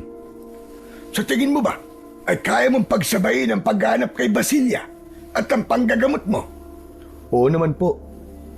Sa gabi ko po gagawin ang paghanap kay Basilia. Sa umaga naman po ang panggagamot. Wala rin naman po akong trabaho sa ngayon sa taniman ng palay. Dahil pati po yun ay napeste. Kung ganon, ay tutulungan na lang kita sa paghanap kay Basilia sa gabi. Mas madali natin siya makikita kung dalawa tayong maghanap sa kanya. Sigurado ako na nasa paligid lang siya at naghihintay siya ng tamang pagkakataon para sumalakay. Bakit dalawa lang kayo? Tatlo tayo. Sasama rin ako sa inyo sa paghanap sa aswang na mangkukulam na yun. Kahit tatlo lang kami, pakiramdam ko ay sapat na yon para magtagumpay kami sa aming misyon. Mas lumakas din ang loob ko dahil alam ko na hindi ako mag-isa sa hangarin kong iligtas ang aming baryo. Kinabukasan ay mag-isa akong nagbaybay. Kinausap ko ang mga taong tinamaan ng kumakalat na sakit na kung handa silang magpagamot sa akin ay magpunta lang sila sa bahay namin at susubukan ko silang gamutin. Ngunit kahit isa ay walang nagsabi na magpapagamot sila sa akin, kaya naisip ko na wala pa ring may tiwala sa kakayahan ko bilang manggagamot. Nang umuwi ako ay bagsak ang balikat ko. Inabutan ako ni Lolo Martin ng isang baso ng tubig na agad ko namang ininom. O ano iyo? Kumusta ang lakad mo? Hindi po maganda, Lo. Paano hindi maganda? Pakiramdam ko po wala pong gustong magpagamot sa akin. Aba, paano mo naman nasabi yan? Lahat po ng kinausap ko hindi nagsalita. Tapos, kung tignan nila ako, ay para bang nagbibiro lang ako. Talagang kahit may sakit na po sila, hindi pa rin nila pipiliin na magpagamot sa akin. Hindi na nga po talaga siguro mabubura sa isip nila yung nangyari noon. Akala po siguro nila, porke nawala ng kakayahan si tatay na manggamot, ay hindi ko rin kayang magpagaling ng sakit. Ay nako, hayaan mo sila. Kung ayaw nilang maniwala sa iyong kakayahan, ay hindi naman ikaw ang mawawalan kundi sila. Ang mahalaga ay nag-alok ka pa rin ng tulong sa kanila. Sa gitna ng pag-uusap namin ni Lolo Martin, ay may narinig kaming boses ng isang babae mula sa labas. Lumabas kami ni Lolo at isang babaeng may kasamang batang lalaki ang naroon. Alam kong may sakit ang bata dahil sa mga sugat niya sa katawan. Sinabi ng babae na isa siya sa mga pinuntahan ko kanina at gusto niyang ipagamot sa akin ang anak niya. Hindi ko napigilan ang mapaluwa dahil sa labis na kasiyahan. Kahit isa lang ang nagpunta sa akin para magpagamot, ay malaking bagay na yun para sa akin. Agad kong pinapasok sa bahay namin ang babae at ang bata na nalaman ko na mag-ina pala. Naging masigla ang kilos ko habang inihahanda ko ang aking mga gagamitin sa panggagamot. Bago ko pa kasi sabihin sa mga tao na handa ko silang gamutin, ay inalam ko ang maaaring gamot sa sakit na kumakalat. Matapos kong ihanda ang mga kailangan ko, ay sinimulan ko na ang panggagamot sa bata. Nagdikdik ako ng dahon para madaling matuyo at maghilom ang sugat. Ipinahid ko ang katas ng dahon na yon sa lahat ng sugat ng bata. Matapos yun, ay sinuob ko rin siya para naman kahit papano ay bumaba ang kanyang lagnat. Habang ginagamot ko ang bata, ay napansin ko ang duda sa muka ng kanyang nanay.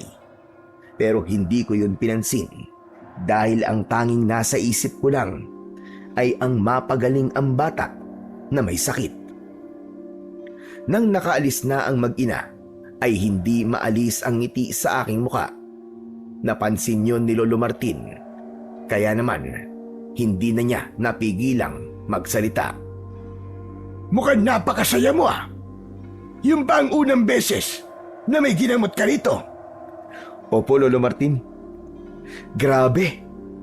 Ganito po pala kasarap sa pakiramdam na makapanggamot ka sa baryo kung saan ka nakatira. Sana po ay gumaling po ang batang yun. Kapag nangyari yon at may ibang nakaalam, sigurado ako na dadagsain ka ng mga taong may sakit dito. Sana nga po, Lolo Martin. Magdilang anghel kayo. At yun na nga. Tila nga nagdilang anghel si Lolo Martin dahil makalipas lamang ang isang araw ay masayang bumalik sa bahay yung nanay ng batang ginamot ko. Nagpasalamat siya sa akin dahil aniya natutuyo na ang sugat ng kanyang anak at nawala na rin ang lagnat ng bata. Alam ko na pinagsabi ng babae na yon ang ginawa ko sa kanyang anak dahil ng sumunod na araw ay may ilang nagpunta sa bahay para magpagamot sa akin. May iba na gustong magbayad sa akin pero hindi ko tinanggap. Sinabi ko sa kanila na libre lamang ang aking panggagamot. Alam ko kasi na lahat kami ay nakakaranas ng paghihirap dahil sa sumpa ni Basilia. Kaya ang hindi ko paniningil sa mga nagpapagamot sa akin ay isang paraan ko na rin ng pagtulong sa kanila. Simula noon ay nangyari na yung sinabi ko na sa umaga ay nanggagamot ako at sa gabi ay hinahanap ko si Basilia.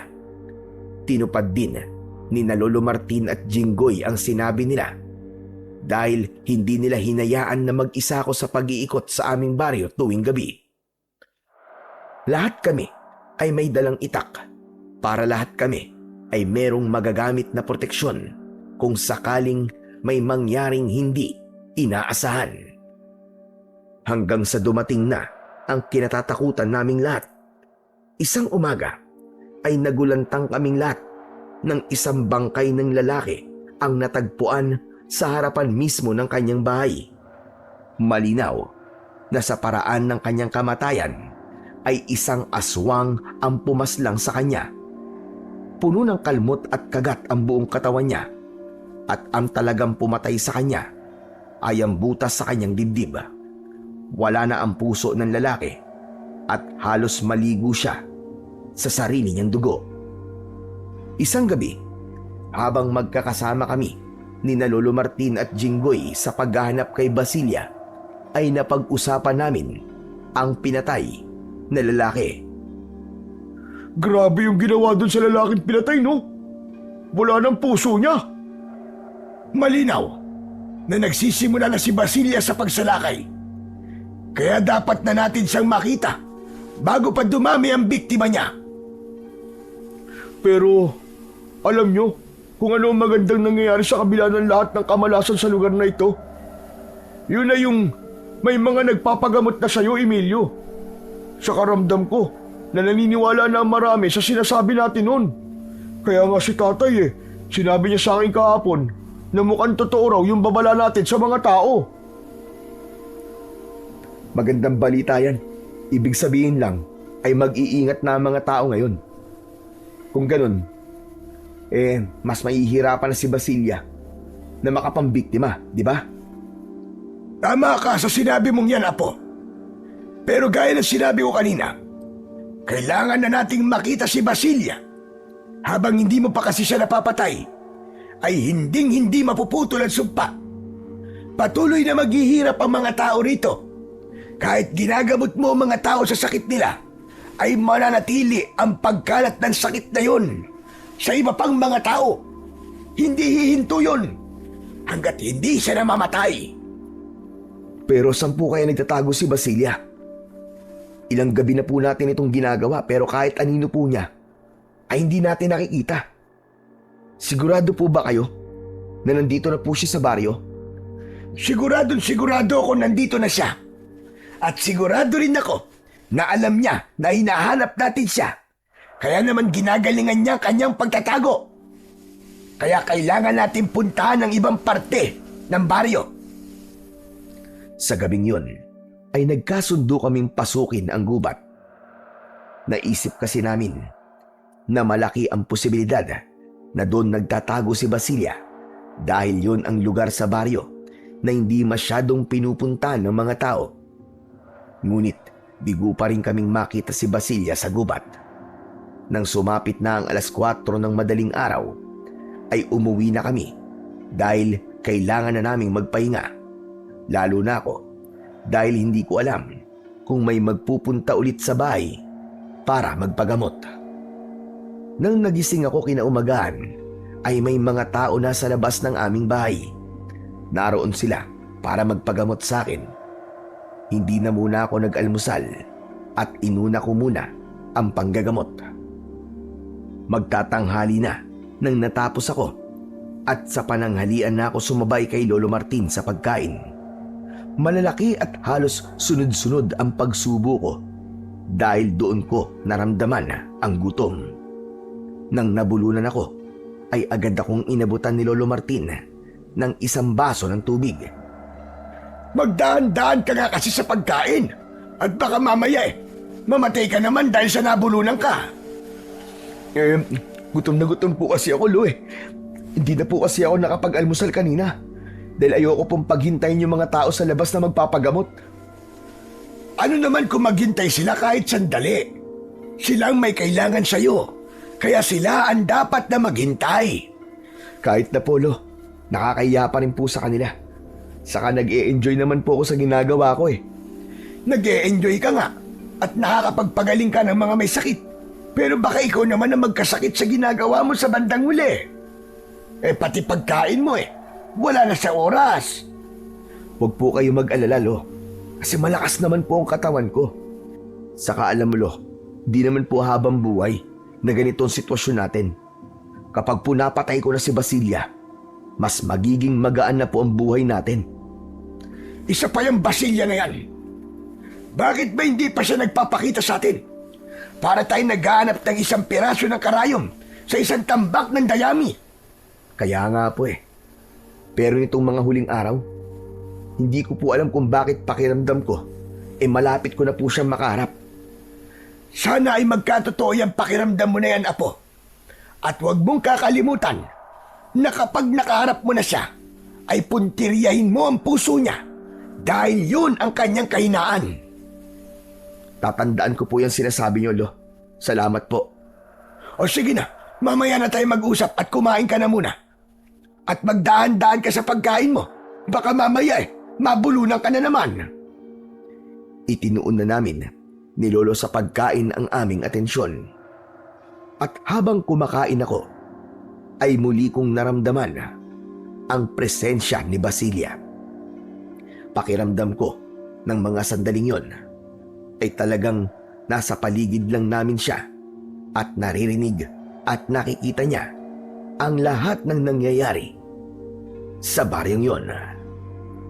Pagsapit ng gabi, gaya ng nakasanayan, ay naghanda na kami ni Lolo Martin at Jinggoy para sa paghahanap sa mangkukulam na aswang na si Basilia. Sandali nga! Hinasa niyo bang mabuti ang mga itak niyo? Mabuti lang sigurado. Oo naman po. Araw-araw ko nga po yatang hinahasa ang itakong to, Mang Martin eh. Mabuti naman kung ganon. O sa sige. Kung wala na kayong gagawin ay tara na. Umalis na tayo. At ipagdasal natin sa Panginoong Diyos na sana ngayong gabi ay makita na natin si Basilia para matapos na ang lahat ng kapestiyang ito. Magkakasama kaming lumabas ng bahay at pare-pareho kaming natigilan ng isang matandang babae ang nakita naming nakatayo sa harap ng aming bahay. May nakasaklob na itim na belo sa ulo niya. Nakabalot ang katawan niya ng isang malaking itim na tela na parabang meron siyang itinatago na kung ano. Magandang gabi sa inyo. Dito ba nakatira yung magaling na maggagamot na si Emilio? Ako nga po yun. Magpapagamot po ba kayo, Lola? Malamang. Kaya nga ako nandito sa iyo. Mangyaring bumalik na lang po kay bukas ng umaga. May importante po kasi kaming gagawin ngayong gabi. Hindi maaari. Malayo pa ang pinanggalingan ko at ginabi na nga ako sa pagpunta rito. Yung sakit na kumakalat sa lugar na ito, meron din ako noon. Lo, sige na ho. Mauna na po kayo ni Jinggoy. Susunod na lang po ako sa inyo. Gagamutin ko lang sandali si Lola.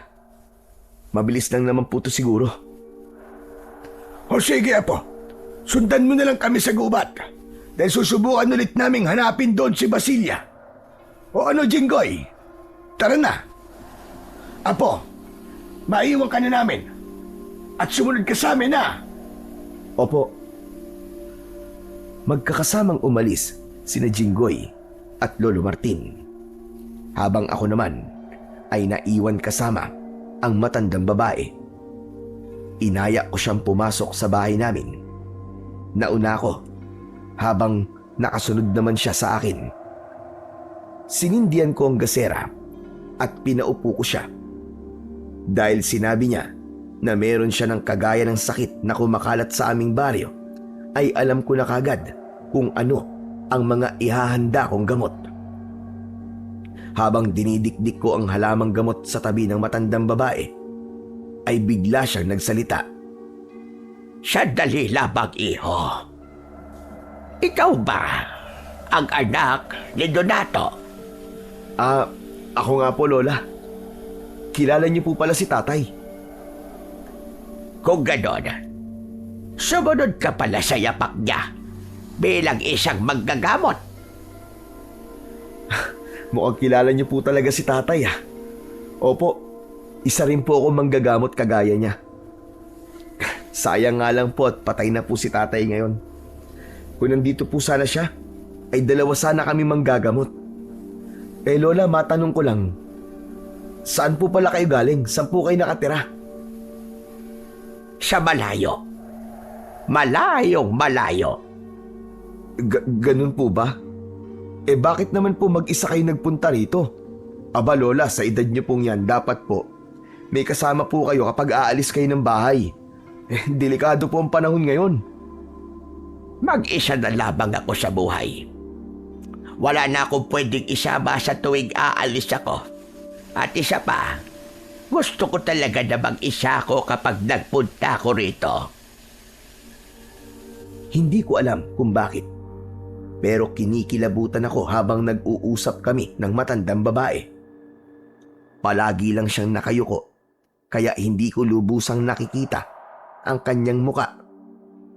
Inisip ko na nahihiya siyang ipakita ang muka niya dahil puno yun ng sugat. Yun din marahil ang dahilan ng itim na telang nakabalot sa kanyang katawan. Lola, tapos ko na pong gawin tong gamot. Pwede niyo na pong alisin ang belo niyo at yung tela po na nakabalot po sa katawan niyo. Walang imik na inalis ng matandang babae ang kanyang belo. Isinunod niya ang itim na tela sa kanyang katawan. Hindi ko ipinalata, pero nagulat ako dahil wala siyang sugat kahit isa sa kanyang katawan. Ngunit kapansin-pansin na tila sunog ang buong katawan niya at matagal na yung naghilom. Teka, hindi po ba ang sabi niyo sa akin kanina eh? Ang sakit niyo po ay kagaya ng sakit na kumakalat dito sa baryo namin? Bakit ganun po? Parang wala naman kayo sugat. Kagaya ka lang ng iyong ama. Parehas kayong pakialamero.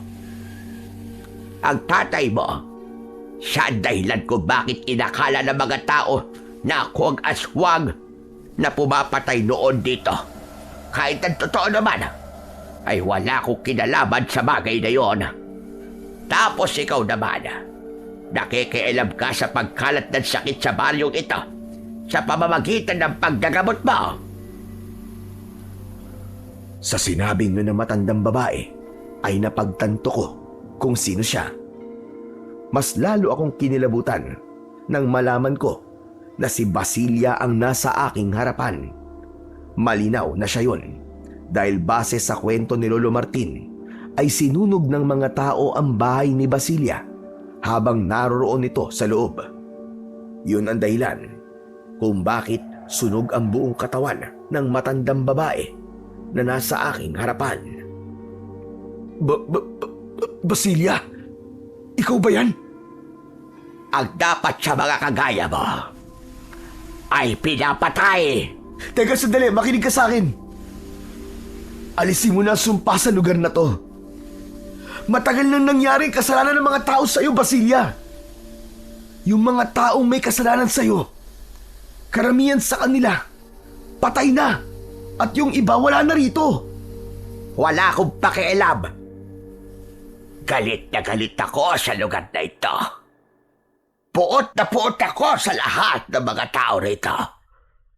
At hindi ako titigil hanggat hindi nauubos ang lahat ng mga tao rito. Sa isang kisap mata, ay nagbago ng anyo si Basilia at tuluyan na siyang naging aswang. Humaba ang kanyang mga kuko. Nagkaroon siya ng matutulis na pangil at nanlilisik ang kanyang malalaki at mapupulang mata. Mabilis akong tumayo, pero mas mabilis si Basilia. Sinunggaban niya ako at nang napahiga ako sa sahig, ay sinubukan niya akong kalmutin gamit ang kanyang mga kuko. Pero agad ko namang nahawakan ang mga kamay niya. Nakipagpambuno ako sa kanya. Ginamit ko ang lahat ng lakas ko para pigilan ang kanyang pag-atake. Tumigil ka na, Basilia! Tama na! Lumayo ka na lang!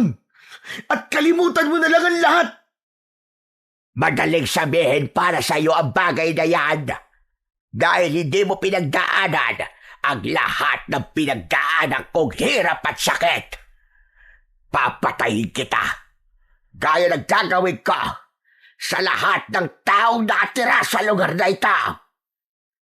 Hindi ako papayag na magtagumpay ka! Ibinuhos ko ang lahat ng lakas ko at nagawa kong ibalibag si Basilia sa aking kaliwa. Mabilis akong tumakbo papunta sa kusina dahil doon ko iniwan ang itak ko. Kukunin ko na sana ang itak pero hinawakan naman ni Basilia ang balikat ko mula sa aking likuran. Hinablot ko ang asin na nakalagay sa garapon. Binuksan ko yon at pagharap ko sa kanya ay isinaboy ko sa mukha niya ang asin.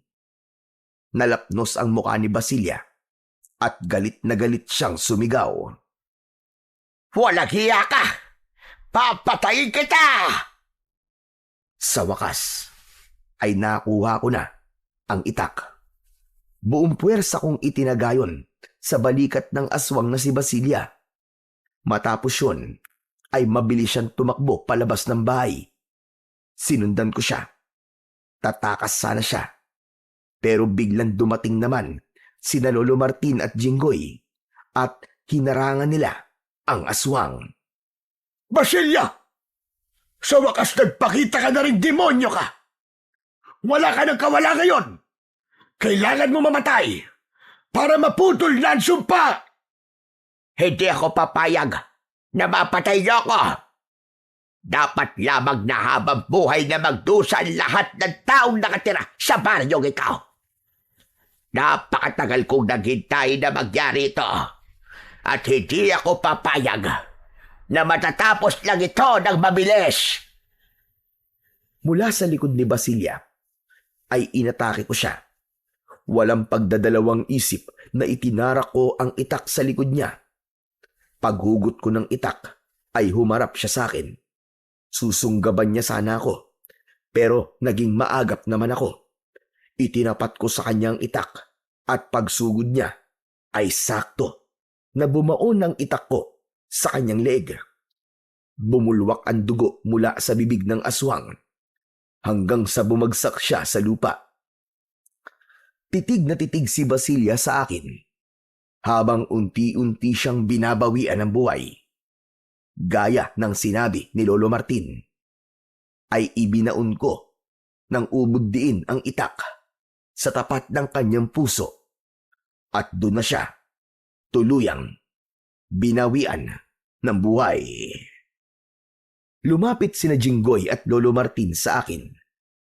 Akmang tatagain pa sana ni Jinggoy si Basilia pero pinigilan na siya ni Lolo Martin. Huwag mo akong pigilan, Mang Martin! Kailangan kong patayin ang hayop na aswang na yan! Masyado siyang maraming pinahirapan dito! Ama na! Tama na, Jinggoy! Tumigil ka na! Wala na! Patay na siya! Patay na si Basilia! Hindi mo ba nakitang hindi na siya gumagalaw? Ha? Talaga ba? Patay na ba talaga siya? Nakita mo namang nasaksak sa leg at puso, hindi ba? Sa tingin mo ba, ay mabubuhay pa yan? Hindi na humihingaw? Lo, tama kayo. Patay na po si Basilia. Ibig po ba sabihin ay mawawala na rin po ang sumpa sa baryo? Ganun na nga. At ikaw ang dahilan kung bakit makakalaya na ang baryong ito mula sa sumpa ni Basilia. Sandali. Abay, bakit parang ang lungkot mo naman? Hindi ba dapat ay masaya ka dahil nagtagumpay kang patayin si Basilia? Ewan ko, Lo. Pero hindi ko magawang maging masaya ng lubusan. Alam ko kasi na kaya nagawa ni Basilia ang lahat ng yun dahil sa malaking kasalanan ng baryong to sa kanya. Nang dahil sa maling akala, ay nagkaroon siya ng matinding galit sa kanyang puso. Naiintindihan ko nararamdaman mo iyo. Pero kailangan mawala ni Basilia. Dahil ang kapalit naman nun ay ang pagsalba sa buhay ng mas nakakarami. At sana, kung nasaan man si Basilia ngayon, ay mahanap na niya ang pagpapatawad sa kanyang puso. Lalo na sa iyong ama. Isang malalim na paghinga ang aking pinakawalan. Tumingala ako sa langit at alam ko na lahat ng nangyari sa gabing yon ay nakita ni tatay. Alam ko rin na kung nasan man siya, ay masaya siya dahil malaya na sa sumpa ni Basilia ang aming baryo. Simula noon ay nagbago na ang tingin ng mga tao sa akin. Marami ang lumapit sa akin upang humingi ng tawad. Tinanggap ko ang paghingi nila ng tawad nang walang sama ng loob. Pero itinuloy ko pa rin ang napag-usapan namin ni Lolo Martin na pagsama ko sa kanya sa Maynila. Panatag ang loob kong umalis dahil alam kong ligtas na ang mga tao sa aming baryo at wala nang babalik na panganib. Pinag-aral ako ni Tita Mayeng ko sa kolehiyo at makalipas lamang ang ilang taon ay naging isa na akong ganap na nurse. Paminsan-minsan ay umuuwi pa rin ako sa baryo para magbakasyon at bisitahin ang aming bahay. Sa lahat ng nangyari, natutunan ko kung gaano kalaki ang nagagawa ng galit at puot sa puso ng isang tao. Kaya pinili kong manatiling mabuti at hindi agad manghusga ng kapwa dahil madalas ang panghuhusga ang nagtatanim ng sugat at dilim sa puso ng taong hinuhusgahan. Mas pinili kong umunawa, makinig at tumulong dahil yun ang paraan para hindi na maulit ang sumpa na minsan bumalot sa aming baryo. Hanggang dito na lamang po ang aking kwento. Maraming salamat po sa inyong pagbibigay ng buhay sa aking kwento. At sana po, marami po ang natutunan ninyong aral. Hanggang sa muli at pagpalain po nawa kayo ng puong may kapal.